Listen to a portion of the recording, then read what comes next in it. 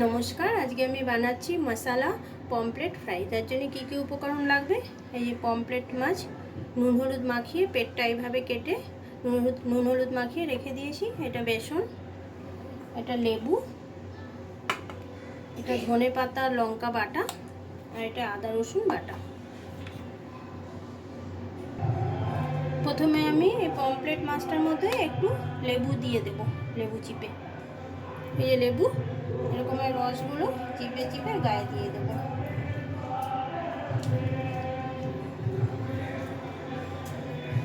আমি 2 টুকরো লেবু দিয়ে দিচ্ছি, এইভাবে মাখিয়ে এবার উল্টে এই পাশটাও মাখিয়ে নেব।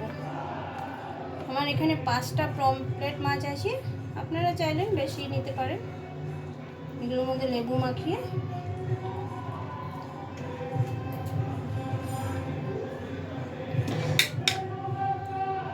এইভাবে মাখিয়ে 5-10 মিনিটের মতন রেখে দেবো। লেবু মাখিয়ে রেখেছিলাম, 5 মিনিট হয়ে গেছে। এবার এক একটা মাছের মধ্যে আমি মশলা মাখিয়ে নিচ্ছি।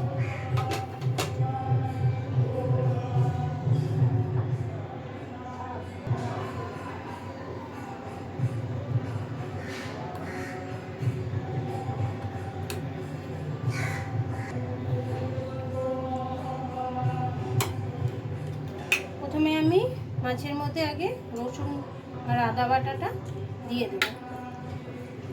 এইভাবে ভালো মতন মাছের ভেতরে লাগিয়ে নিতে হবে। এইভাবেই প্রত্যেকটা মাছ আমি করে নেব। এইভাবে আদা আর রসুনটা মাখিয়ে নিলাম। এরপরে এর মধ্যে ধনে পাতার মধ্যে লঙ্কা দেওয়া আছে আর একটু নুন দিয়ে এটাকে মিশিয়ে নিয়েছি। এবার ধনে পাতাটাও এর মধ্যে সেম এইভাবে মাখিয়ে নেব।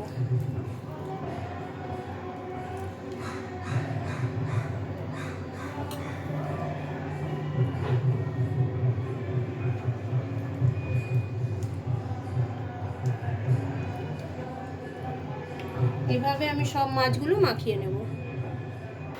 কড়াটা গরম হয়ে গেছে, এর মধ্যে এখন আমি সরষের তেল দিয়ে দেবো। সরষের তেলেই ভাজবো মাছটা। এই যে মশলা মাখা পমফ্রেটটা এবার আমি এই যে থালার মধ্যে বেসন, এটার মধ্যে কোট করে ছেড়ে দেবো। এইভাবে কোট করে নেব। এইভাবে এবার কোট করে তেলের মধ্যে ছেড়ে দেবো।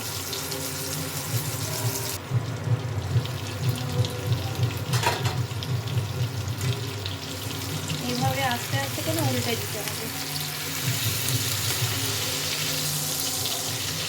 যে এক পিসটা লাল হয়ে গেছে, এইভাবে হালকা করে ভাজতে হবে।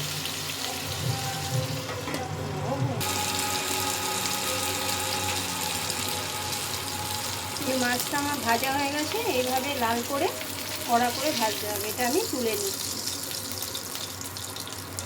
এই যে এইভাবে ভাজতে হবে, এইভাবে আমি ভেজে সব করে নিচ্ছি। আমার মশলা ফ্রাই পমফ্রেট রেডি।